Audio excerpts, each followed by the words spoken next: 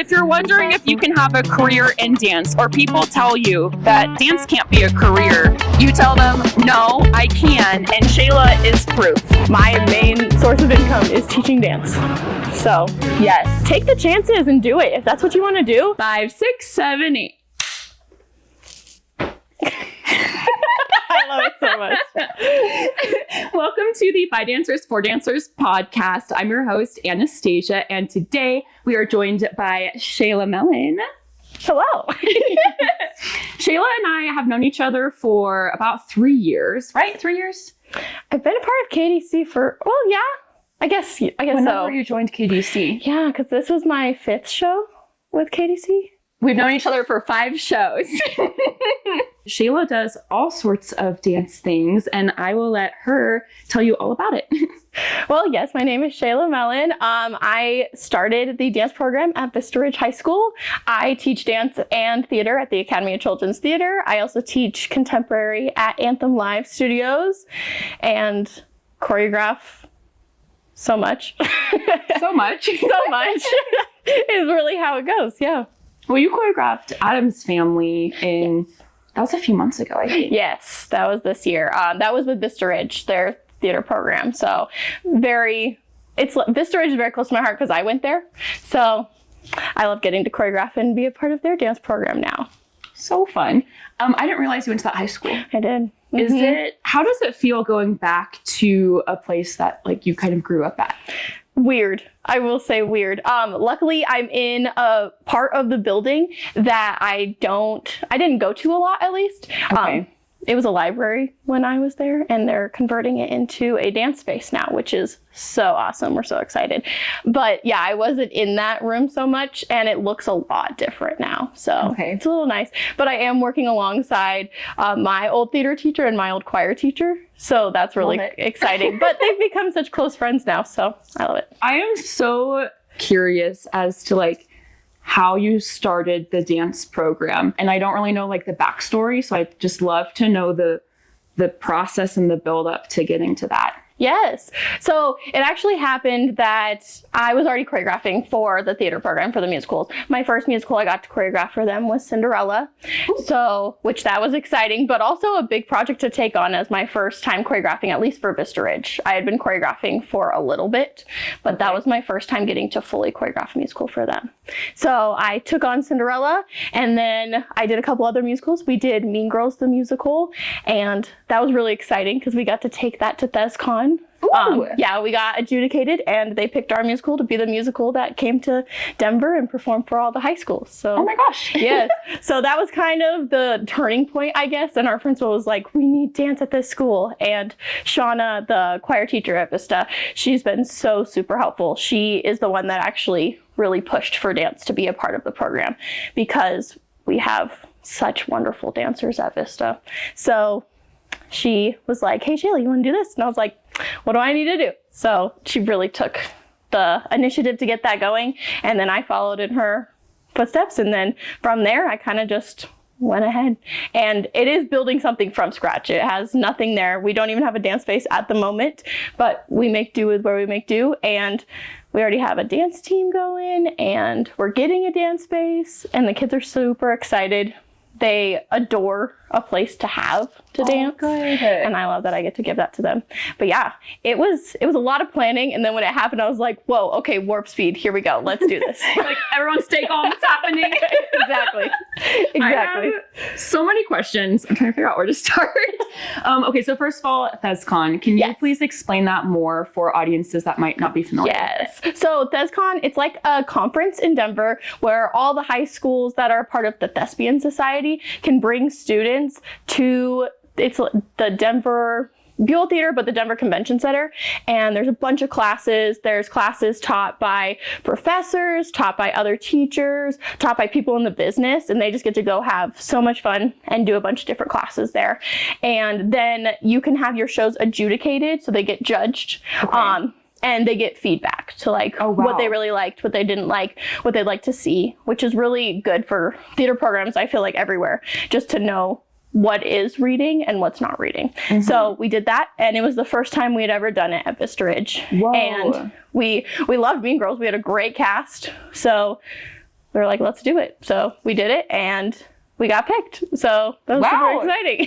But yeah, amazing. So we got to go perform at the Buell Theater, and it was a whirlwind because we had to move all of our set and stuff to Denver, get it there. And then they gave us that morning of our performance to rebuild our set, get everything ready to go, and then do the show. And then we had to be out, I think, by midnight the latest. And our Mean Girls is a long show. Yeah. So, and I think we didn't even start it until later. So they said, you have to be out by midnight. Everything has to be off the stage, or we would get like paid. We'd have to pay a fine or something. So it was all hands on deck. We all went nuts, like trying to like get everything situated. And I think we got out of there even before that time. Nice. But well done. I know. It was such a crazy time, but it was super exciting. And those kids, they will never forget that experience. Neither will I, because that was so much fun. Yeah, it sounds really fun. And how many musicals get to perform? Only one musical and one play. Yeah. Oh! Yeah. Wow. Okay. Wow. Yeah. So yeah, they pick one musical and one play every year out of who gets adjudicated. Yeah. And it was your first time and you got picked. Mm-hmm. Yeah. Wow. Okay. That means so much more knowing the background of that. Mm-hmm. Exactly. Okay. I know how hard of a worker you are, and it paid off. Like, it turned into a full-time job, which is amazing. It did. It is really exciting. I never thought it was going to turn into a full-time job at all. But I guess when you go, I won a couple of awards for the choreography, and I was like, hey guys, this is fun. And they were like, oh, well, if we're going to start a dance program, we might as well just get her. And I was like, okay, sure, let's do it. You're top of mind. They know who you are. Exactly. Wow. I still had to go through the interview process, which was funny because my interviewers were the principal, who I knew very well at that moment, and then Shauna, and then Andy Mello. He was the theater teacher. He is the theater teacher. And it was just those three. And the questions they were asking me were crazy, but I think it was just because they were trying to keep me on my toes. You've made it through year one. Yes. A milestone. Oh, yes. I know. Crazy. And they're keeping the dance program, so. Yes. Yeah, I was looking at some of the numbers in my classes for this school year already. One of my classes has 47 in there already, and I was like, oh, okay, here we go. Oh my gosh. Yeah, so we're going to have tons of fun. Do you have any crowd control tips? Keep them all moving. I love across the floor. How many classes do you teach a day? Well, we're on a block schedule, so there's 8 periods in the whole school day. But we have 4 each day, and then I get 2 planned periods. Oh, that's so nice. Yes. So in that way, they have to give us some planned periods, otherwise we have no idea what's going on. And then I co-teach advanced show choir since I choreograph for them, and I go on their trips with them and everything. Fun. Yeah. Where do you get to go? We always go to Nebraska for Old West, which is a show choir competition. We've been first place the last 2 years, which is pretty cool. But yeah, so we really love going to Nebraska, and they're super sweet there. That competition's awesome. And then we do state here in Colorado. We've done a couple of other things, but the last year was the first year I got to fully do everything with them. Very cool. Yeah. So can we have an overview of your responsibilities? Because I know you're doing show choir classes. Yes. There's the musicals. Yes. Tell us everything. Well, just being a teacher, show choir, my actual classes, musical, dance team, which I started last year. I have a hip hop team, and then I have a core team. Oh. So both of them they audition for, but I have a lot of like hip hop dancers who are really specific to just wanting to do hip hop. Okay. And I want to give them a space to do that. So there's a hip hop team, but it's mostly student led at this point. And then the core team is what makes up my advanced dance class. So they all train together during the school, like the class day, I guess. And then we can perform at like assemblies and all those things. Very cool. Yeah. I guess that's all for Vista. Vista, there's not too much. I think that's a lot. It's still a lot. But all right, tell us everything else. Oh no. So then we have Academy of Children's Theater, ACT, where I also teach at. And I am a co-teacher liaison. So I'm kind of like in charge of the teachers. So like if they need anything, if there's something going on with a kid, they come to the teacher liaisons first. Okay. So I share that position with my, funny enough, co-director of the summer shows, Matt. We also edit all the music for the showcases, which I don't like doing that anymore. But you know, you have to do it. Yes. You have to do it when you're if you're a dancer and don't know how to edit your music, it's really hard, as you well know. It's hard. So I use Audacity if it's a really clean cut. If it gets super complicated, I do outsource. Oh, I'll need to try something else because I've been trying to do Audacity and I'm like, I think it's getting too complicated. I don't think Audacity can keep up with me anymore. I'll send you a link. Yes. There's a freelance network called Fiverr with 2 R's. And then there's also Upwork. Ooh. And you can find people that will edit your music for you. And the guy I found, I pay him $10 per cut. And I sit down with myself and I'm like, $10 is worth my time. Yes. That's so definitely way worth my time. Oh my goodness. Take my money. Artists employing artists. I know, exactly. I choreograph. I just started choreographing for their community theater company, which is called Act 2. So they put on productions at the Ent Center every year. So I'm choreographing Anastasia with them this fall, which is perfect. Do they take adults? I haven't seen a stage production. I only know the movie. So I'm really excited to be able to do the musical. Yes. And then you get to choreograph it. I know. Yay. Yeah. And then you also perform with KDC. So I perform with KDC. I teach at Anthem Live Studios, contemporary. All the things. Way too much. I also am the director and choreography of the Academy Players company that's also within ACT. What? So, yeah. I think that's everything. We think.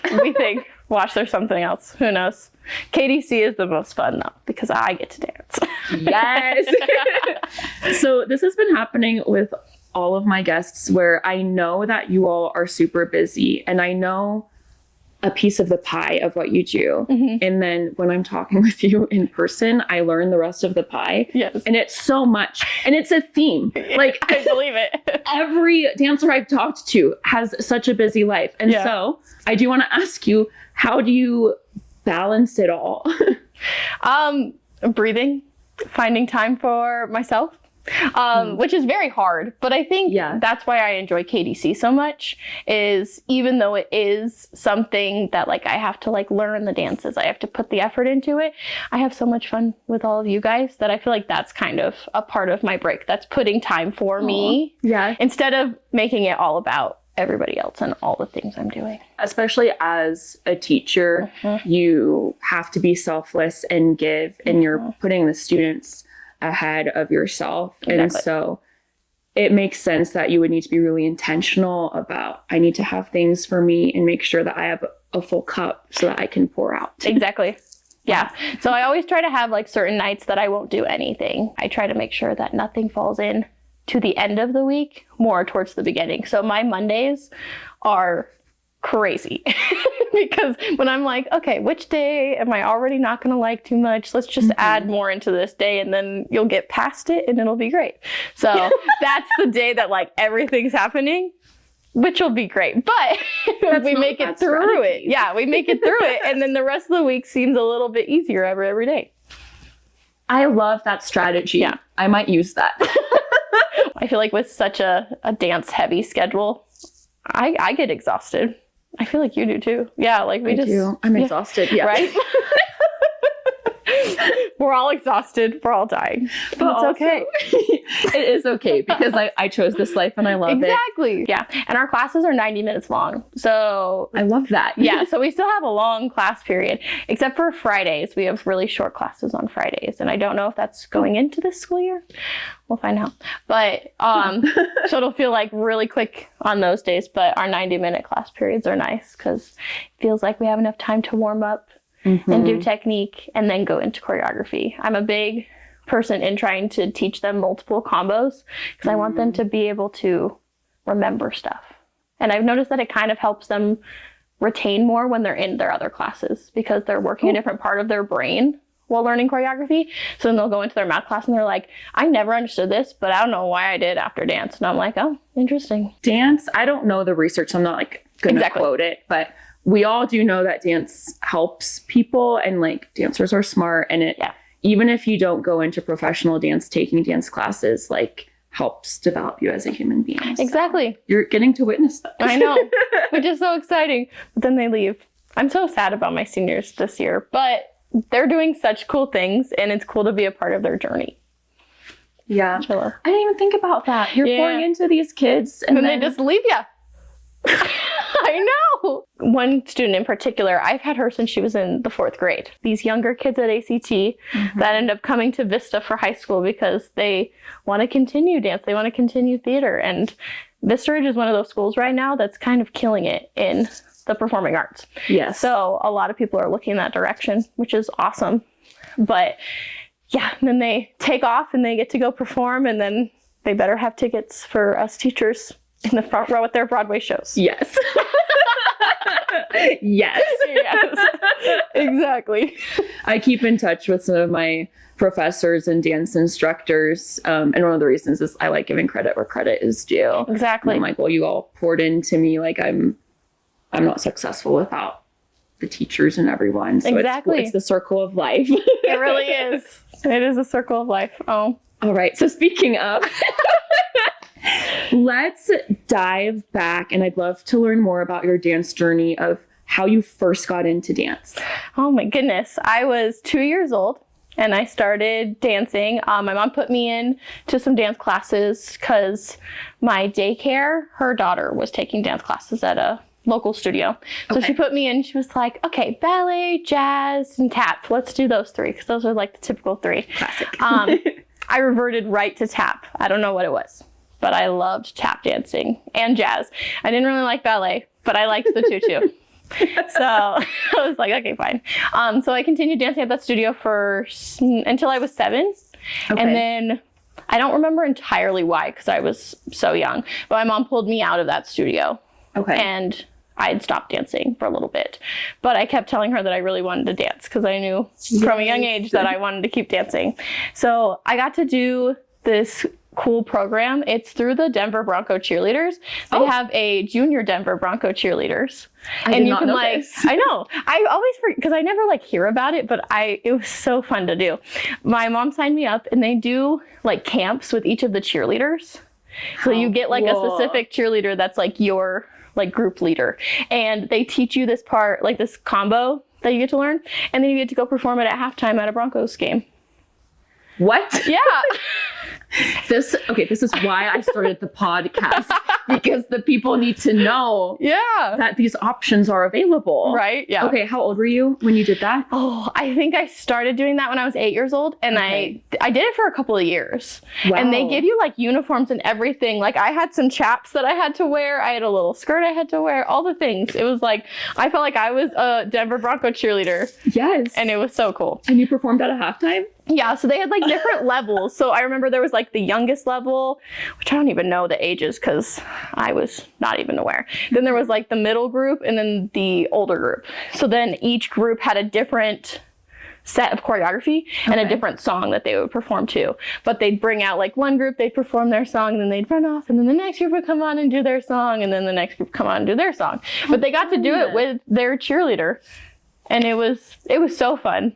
And like getting to be on that field was so cool. So I got to do that for a couple of years, which that kind of fueled that dance fire back in me. I ended up moving to the Springs and I didn't know what was going on because I was in Denver for most of my life. 8th grade is when I started here in the Springs. I wanted to dance so badly and I knew my mom wasn't going to put me in another studio as I was going into high school. I auditioned, or I guess as a cheerleader, I tried out to be a part of the cheer team at Vista Ridge. Cool. So I went into my freshman year being a cheerleader.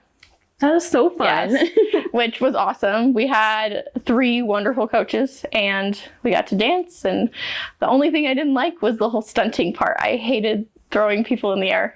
I was like, can we just get to the dance? But Vista Ridge didn't have a dance team at that time. So I was like, I guess if I want to dance at all, it's got to be cheer. Wow. Yeah. Resourceful. So, exactly. So I did that. And then by the time I got to my junior year, that's when I kind of discovered theater. And I was like, oh, they're dancing. Let's see. I don't know. And that's where my love for musical theater kind of came in. Really cool. Yeah. And then you went to UCCS. I actually went to Casper College first. Okay. Yeah. So ThesCon, how I talked about earlier, I got to audition for colleges while I was there. So like seniors in high school, they get to do like this huge audition for all the different colleges. And they could be out of state, in state, but you just do a song or a monologue. I think I did a song because I was auditioning for musical theater programs. You sang? Yes. Because in that time frame of my life, I thought I was going to go to school for musical theater because I loved singing, I loved acting, I loved dancing. And I was like, I'm going to do musical theater. And then I didn't get like any callbacks.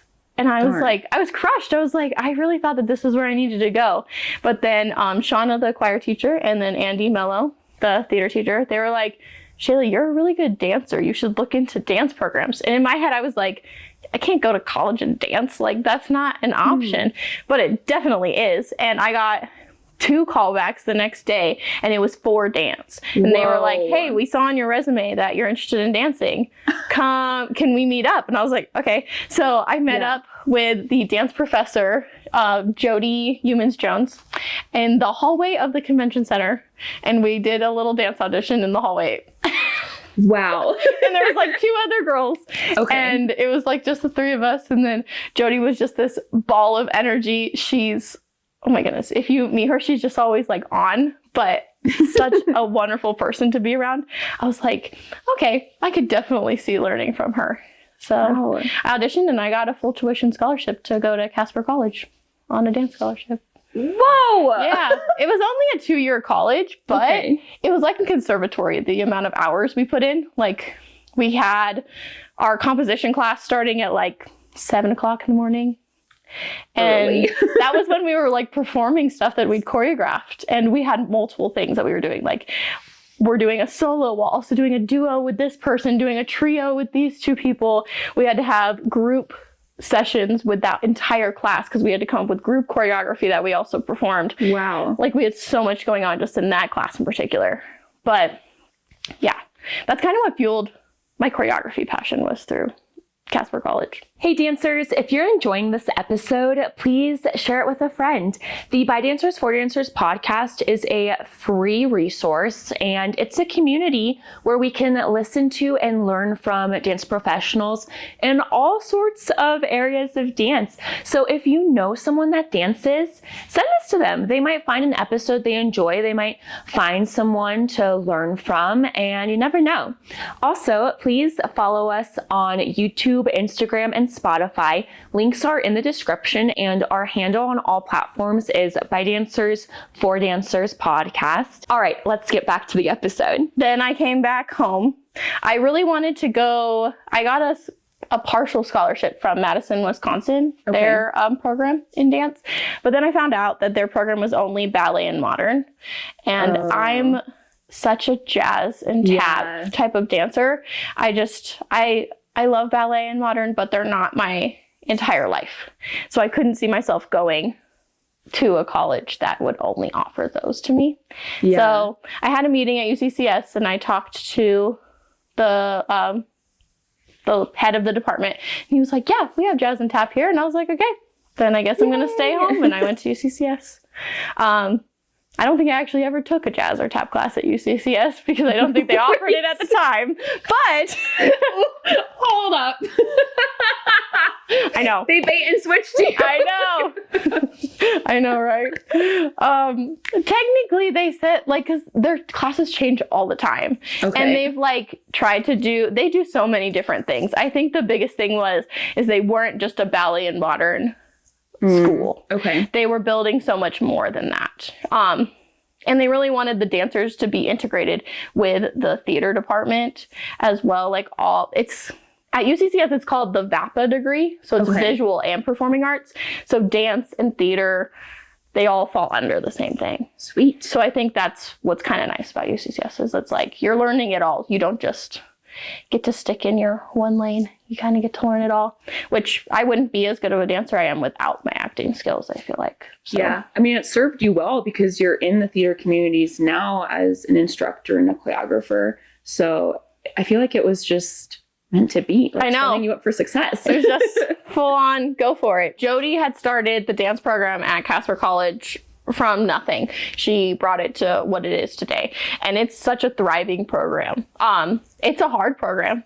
that like it'll show you right away if you're gonna be able to handle it or not. Okay. And in the moment I was like, do I want to keep doing this? There was definitely moments with like the group that I went to school with were definitely like, I hate it here. This is too hard. We're leaving. We're just dramatic, but it was not that difficult. But it was challenging us in many different ways. And I really took that in mind when I was being told, hey, you're going to create this dance program at Vista Ridge High School. Good luck. And I was like, okay, I actually have more than I think I do. Mm-hmm. Also part of that program, we had to keep a binder, and it's this huge binder I have still to this day of every single thing we did while we were in Casper. I have one of those too. It's on that show. I love it. See, it's like, it saves your life. Yes. But yeah, so it's every like syllabus I had for a class, every test or everything. And I've gone back to that so much while creating this program because I'm like, okay, what do they really need to know? Because I'm also trying to make them into more informed dancers than I feel like we get most of the time. Especially when I went to New York City with them. They were like, we were at Alvin Ailey Studios and I was like, oh my goodness, I'm in awe. I love Alvin Ailey. This is so cool. They're like, who's Alvin Ailey? I was like, okay guys, we're going to learn. We're going to learn some things. So I really want to make sure that they like know the history. Like where does this form of dance come from? Why is this important? Why do we have modern as it is today? Why do we have contemporary how it is today? All those things. So that was a big thing that she kind of drilled into me because we had dance history tests. And even though I never aced a single one of them because it was a lot of information, I still learned so much. And to this day, I still remember all those things, and it helps influence how I'm dancing and how I go about teaching movement to others. Yeah. So I'm very grateful to her in the fact that I'm able to teach the way I am and to create a program. It's like you said earlier, the circle of life, you know? They bring you up and then you get to lead on the next generation. We actually had pretty similar college experiences because PVA had history of dance. We had classes that taught you how to teach dance. We had choreography classes where they're teaching us the different methods of how to create choreography. And then even in our technique classes, we would learn history. Like I was doing ballet and point classes and we would learn about different variations. And then my hip hop class, we were learning about the different styles of hip hop. Let's pick your brain on choreography. I love it. And the reason I want to ask you more about this is choreography is an art. It's a skill set. Anyone can choreograph, but there's definitely levels and methods to it. And I'm so curious as to how you choreograph so much and more so how you keep it fresh. I will say it's hard to keep it fresh sometimes. There's sometimes that I fall back into some of the same things that I've done, but sometimes it works because movement is all this. Like movement can be retraced again and to find another step, I guess. I do choreograph a lot. So I try to listen to the song as much as possible. So if I know, okay, I'm choreographing this song. For instance, I'm choreographing Click Clack Symphony right now. Okay. So that's like in my head a lot. So I've been listening to that song a lot. I'll make sure to like listen to it while I'm in the car. I'll listen to it at different places to see if it like sparks something. Ooh, so I always try to do that. For some reason, I always get like a feeling that I need to listen to like one of the songs I need to choreograph at random points in time. So I'll try to listen to the song just randomly and then see if something happens. There's been moments where I've had dreams about choreography. Whoa. And then I'll wake up and I'll be like, okay, I need to write this down, otherwise I won't remember it. So my notes section on my phone is pretty crazy. I don't know. Sometimes I feel like I don't understand what I even wrote, but I will like dream of like choreography or like some things that I want to do. Wow. A lot of choreography comes to me while I'm driving, which is so random, but I'll be like totally doing like random stuff and I'm like, oh, that'd be so good. And then I get out of the car and I'm like, oh wait, that wasn't as cool as I thought. There's definitely moments. I feel like you have to fail so many times in order to like find what's going to be the best version. There's so many times I change choreography, or I'll even be teaching choreography. Vista's show choir knows this because I've done this many a times while teaching them, but it's because I have a better idea. Like I'll be teaching something and I'll see it and I'll be like, no, let's try this a different way. And then it ends up being cooler than what I originally thought of. Sounds like you approach even your own choreography with an open mind. Wow. Definitely. I'm a very open-minded, I would say, dancer and performer and choreographer. I want the dancers to feel like it's their movement, not me putting movement that should be on me on them. I want it to feel genuinely coming from them. If a movement doesn't feel right, I can always really tell. And I hate that in my body when I put choreography on myself and I'm like, ooh, this does not feel right. Let me figure out how this moves for me. So especially when I'm teaching like at Anthem, at Vista, at ACT, I'm always like, guys, talk to me about it. Like, what feels wrong about this? Why isn't it connecting? Why don't we remember this choreography? Is it something that doesn't feel right? Do we need to go about it a different way? How are we thinking of it? I definitely have my visions and that'll definitely come out more, but I'm a very open-minded and free person, I guess, when it comes to creativity. I want it to feel like it's a part of everybody, not just me. And I wonder, as you grow with the students the next few years, like being in the high school, you're going to have, you know, the 9th graders and they become the 10th graders and the 11th, and you'll have the same groups kind of coming through and you'll get to know them really well. Yeah. And I just wonder if that will kind of affect how you choreograph, because you're going to know how they move. Oh yeah, definitely. I will say I change my choreography based on who I am choreographing for. Like if I know I have a very technical group, I'm going to put more technique in there. If I have a more emotional group, I'll put more emotion or more contemporary where it doesn't have to be the exact same way, but they could all show me a feeling. I'll put more of that in there. I mean, that tells me you are humble as a choreographer because you're putting the needs of the group maybe ahead of your original vision, and just being willing to change this, that they look their best on stage, speaks very highly of you. So that's really cool. A good choreographer is going to put choreography out that makes the group look good. Exactly. When did you know that you wanted to be a dance teacher? I started teaching when I started going to Casper College. I was right across the street from a YMCA that just opened up. And they were like, hey, we need a jazz teacher. Can you come teach jazz dance from this time to this time? And Jody was like, yeah, Shayla can. And I was like, wow. Yes, I can. Okay. Which I was nervous about, but it was like these little kids. And I had this one little girl that was just like so happy to be there. She'd come to me every day and she'd be like, I'm so excited to take class. And I think that's what really sparked it. I was like, I love having like somebody come in and they're excited to learn. They're excited to be there. I have such a passion for dance that I think it's really nice to be able to share it and see the passion come from the kids. Like for instance, I've had students just this past year at Vista.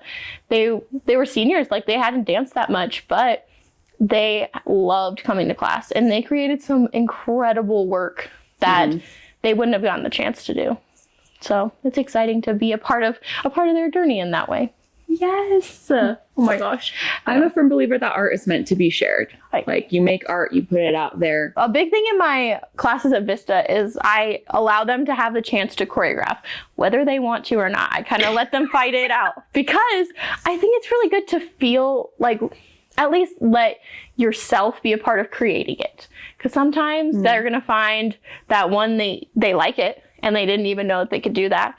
2, they hate it, but they're in a group that is actually pretty good at it. So maybe that just lets you know, hey, I'm not the one that's going to create the movement. That's fine. But they get a say in it. I like them having to be able to have their voice heard in whatever they're performing.